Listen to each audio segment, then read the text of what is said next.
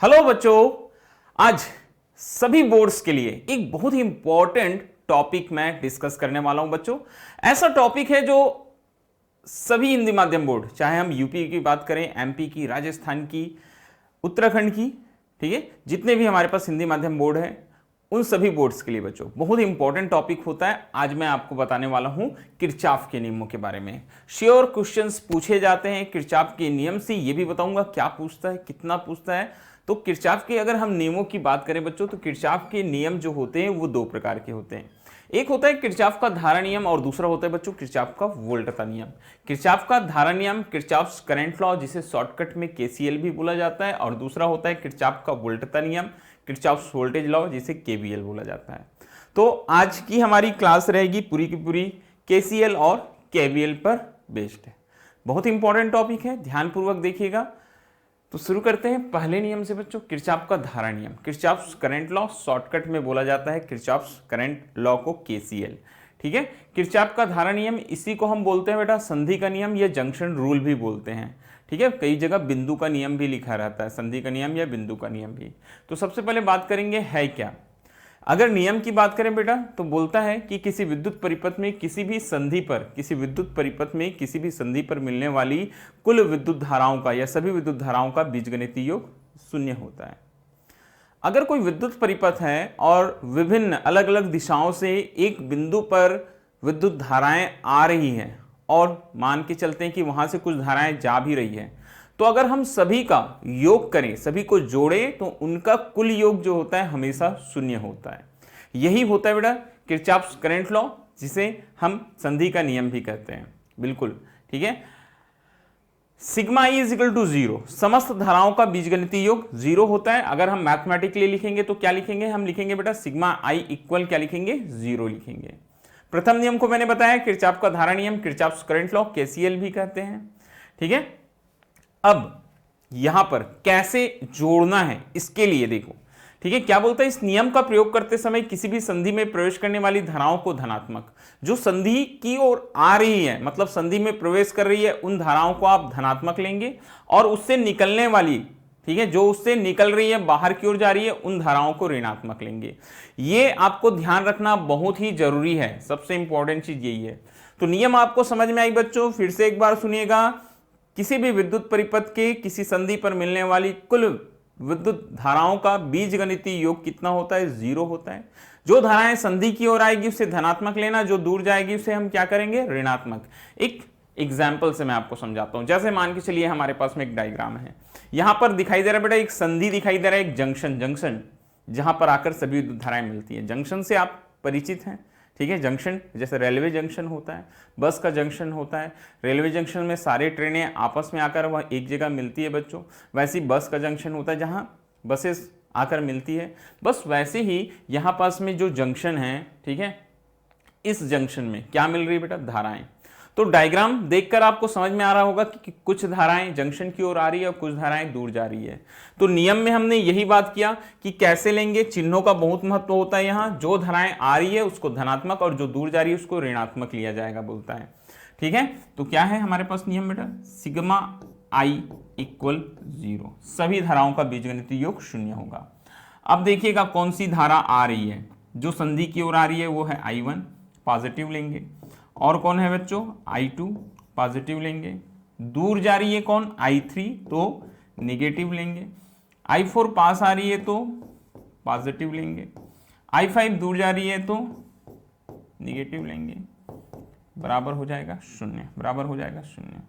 ठीक है, तो यहां पर हम इसको लिख सकते हैं I1 plus I2 plus I4 equal I3 plus I5। कितना आसान है, ठीक है। यही होता है किरचॉफ करंट लॉ, संधि का नियम, जो प्रथम नियम है। जितनी भी धाराएं आएंगी सभी धाराओं का योग, बीजगणितीय योग जीरो होगा। जो आएगी संधि की ओर वो धनात्मक, दूर जाएगी वो ऋणात्मक। बिल्कुल कर सकते हैं। यहां से प्रश्न पूछा जाता है कि किरचॉफ का प्रथम नियम कौन से नियम का पालन करता है, तो ये आवेश संरक्षण के नियम का पालन करता है। ठीक है, इसको याद रखेंगे, कौन से नियम का पालन करता है, आवेश संरक्षण के नियम का पालन करता है। ये क्वेश्चन बहुत बार एक नंबर में है, ऑब्जेक्टिव में है, हमेशा पूछा जाता है बच्चों। ठीक है, आगे अब बात करेंगे दूसरे नियम की, किरचॉफ वोल्टता लॉ, किरचॉफ वोल्टेज लॉ, जिसे हम बोलते हैं बेटा केवीएल। इसे लूप का नियम, लूप और मेश लॉ भी बोला जाता है, लूप का नियम बोला जाता है, और यह बंद परिपथों के लिए लागू होता है। तो बंद परिपथ या लूप में प्रतिरोध के सिरों पर उत्पन्न विभवांतर, जो प्रतिरोध रहेंगे, ठीक है, जो हम बंद परिपथ बनाएंगे बच्चों, उसमें जो प्रतिरोध रहेंगे उसके सिरों पर उत्पन्न विभवांतर का बीजगणितीय योग, जो विभवांतर आएगा उसका बीजगणितीय योग उस परिपथ में स्थित सेलों के विद्युत वाहक बलों के बीजगणितीय योग की क्या होता है, बोलता है बराबर होता है। ठीक है, इसको क्या लिखेंगे, देखिए सेलों का विद्युत वाहक बल सिग्मा ई, और विभवांतर क्या होता है, ओम का नियम पढ़ा है, V is equal to I R, तो सिग्मा आई आर। तो हम जितने भी उस परिपथ में बच्चों सेल रहेंगे उनके विद्युत वाहक बलों को एक तरफ जोड़ेंगे और उसके बराबर करेंगे जितना भी उस परिपथ में विभवांतर रहेगा उनका योग करेंगे। ठीक है, हम द्वितीय नियम को किरचॉफ का वोल्टेज नियम केवीएल भी कहते हैं। क्या बोलते हैं इसको हम, किरचॉफ वोल्टेज लॉ को हम केवीएल भी कहते हैं। अब इसको एक्सप्लेन करने से पहले मैं कुछ नियम है वो आपको बता देना चाहता हूं बेटा। इस नियम को प्रयोग में लाते समय चिन्ह परिपाटी का उपयोग करते हैं, ये सबसे इंपॉर्टेंट चीज है, कैसे हम चिन्हों का उपयोग करेंगे। देखिए पहला पॉइंट क्या बोलता है बेटा, बंद पास या लूप के किसी भी बिंदु से प्रारंभ करके दक्षिणावर्त दिशा मतलब क्लॉकवाइज या वामावर्त दिशा एंटी क्लॉकवाइज दिशा में चलकर पुनः उसी बिंदु पर पहुंचते हैं। यहां पर देखिए कोई भी एक पॉइंट से स्टार्ट करना, एक चक्कर लगाना अब आपके ऊपर डिपेंड करेगा, और टीचर्स भी अलग अलग बताते हैं। आप चाहे तो क्लॉकवाइज रोटेट कर सकते हैं या एंटी क्लॉकवाइज चल सकते हैं, वो आप पर डिपेंड करता है बेटा। ठीक है, बिल्कुल भी घबराना नहीं है, जैसा मन करे आप उस हिसाब से आप चल सकते हैं। ठीक है, मगर याद रखना एक बिंदु से प्रारंभ करना है, एक चक्कर लगाना है, वहीं पर आकर रुकना है।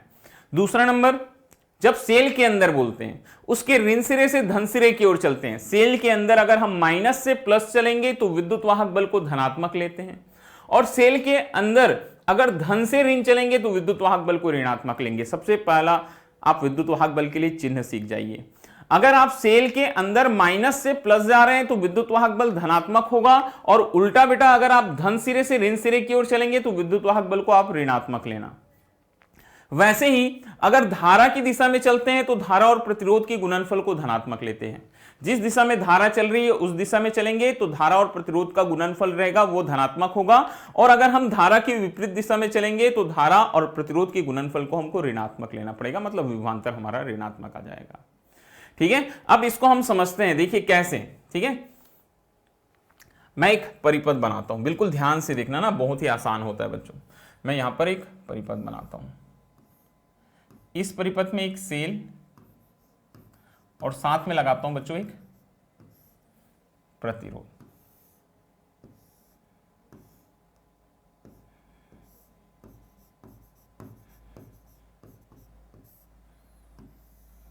इस तरह से, ये प्लस माइनस, ये भी प्लस माइनस। पहले प्रतिरोध को नाम दे देंगे R1, दूसरे प्रतिरोध को नाम दे देंगे बेटा R2। पहला जो सेल है उसका विद्युत वाहक बल को नाम दे देना E1, दूसरा सेल है बेटा उसके विद्युत वाहक बल को नाम दे देंगे E2। पहले सेल से निकली धारा I1, दूसरे सेल से निकली धारा I2। धारा की दिशा हमेशा high potential to low potential होती है। बात समझ में आया? आप इसको अपन एक काम करते हैं, नामकरण भी कर देते हैं बच्चों इसको नाम दे देते हैं A, B, C, D। ठीक है, ये हमारे पास नामकरण हो गया A, B, C, D। ठीक है, छोटा सा डायग्राम समझ में आया? मैंने एक सेल लगाया, साथ में प्रतिरोध R1, सेल जिसका विद्युत वाहक बल E1 है, साथ में प्रतिरोध R1, बहने वाली धारा है I1। दूसरा सेल जिसका विद्युत वाहक बल E2 है, साथ में प्रतिरोध लगाया बच्चों R2 और बहने वाली धारा I2। मैंने बताया आपको एक बिंदु से प्रारंभ करना है, किसी एक जगह से शुरू करना है और एक चक्कर लगाकर वहीं आना है।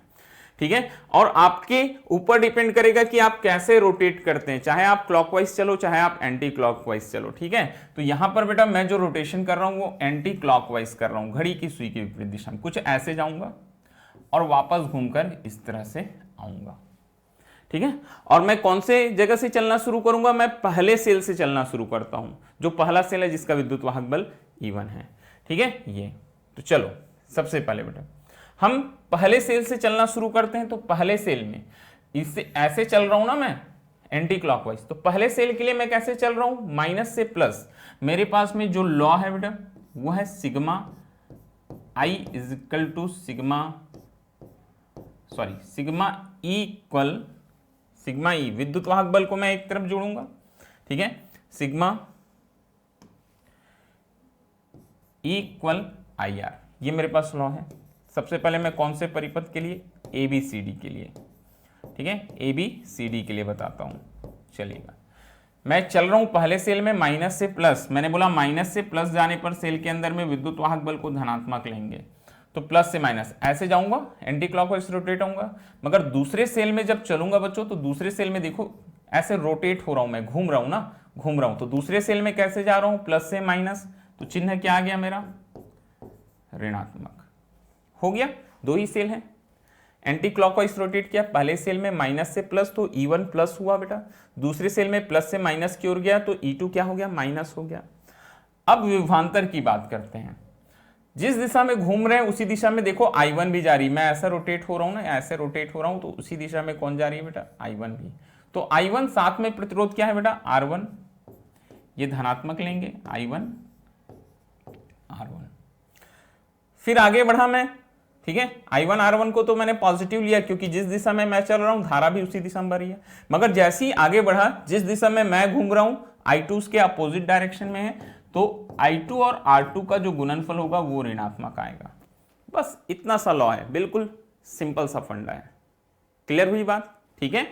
सेल के अंदर माइनस से प्लस चलेंगे तो विद्युत वाहक बल को धनात्मक लेंगे, प्लस से माइनस जाएंगे तो विद्युत वाहक बल को ऋणात्मक लेंगे। धारा की दिशा में चलने पर धारा और प्रतिरोध का गुणनफल धनात्मक होता है, धारा की विपरीत दिशा में चलने पर धारा और प्रतिरोध का गुणनफल ऋणात्मक होता है। चलिए इसी परिपथ को थोड़ा सा और बढ़ाते हैं बच्चों, ठीक है, नीचे यहां पर मैं अब सेल नहीं लगा रहा हूं, केवल एक प्रतिरोध लगाता हूं बच्चों। ये प्रतिरोध मेरे पास R3 है। ऊपर से देखो करंट्स जो आ रही है, सबसे ऊपर से I1 आएगी, नीचे से I2 आएगी, यहां पर बहने वाली कुल करंट जो है बेटा, कुल धारा जो है वो हो जाएगी I1 प्लस I2। और ये है हमारे पास में ABCD नाम दिया था मैंने, ABCD, ठीक है, इसको BC, इसको E नाम दे देता हूं, इसको F नाम दे देता हूं।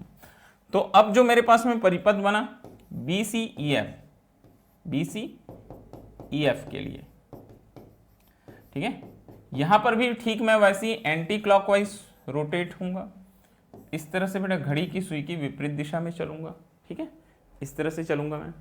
तो देखो फिर से दूसरे सेल से स्टार्ट करता हूं, बहने वाली धारा विद्युत वाहक बल माइनस से प्लस है मेरे पास, माइनस से कैसे जा रहा हूं, प्लस, ठीक है, इस दिशा में घूम रहा हूं ना, ऐसे जा रहा हूं, तो दूसरे सेल में माइनस से प्लस जा रहा हूं, तो विद्युत वाहक बल की जगह क्या रखूंगा बच्चों, E2। और कोई सेल तो लगाया नहीं मैंने, इसमें बस देखिए ना BCEF में, और कोई सेल लगाया क्या, नहीं। दूसरी तरफ बच्चों अब धारा और प्रतिरोध, जिधर मैं चल रहा हूं देखो, जिधर मैं चल रहा हूं उधर ही I2 धारा जा रही है, तो I2 क्या हो जाएगा मेरे पास में, R2 हो जाएगा, ठीक है। फिर आगे बढ़ा, फिर से देखो जिधर मैं जा रहा हूं उधर ही I1 प्लस I2 भी जा रही है बच्चों, तो प्लस के साथ में लिखूंगा मैं I1 प्लस I2, दोनों धाराएं एक साथ मिल गई हैं। साथ में प्रतिरोध क्या है बच्चों, R3, साथ में प्रतिरोध क्या है बच्चों, R3। बस यही होता है किरचॉफ्स वोल्टेज लॉ। और किरचॉफ्स वोल्टेज लॉ जो होता है बेटा, वो ऊर्जा संरक्षण के नियम के अनुकूल होता है।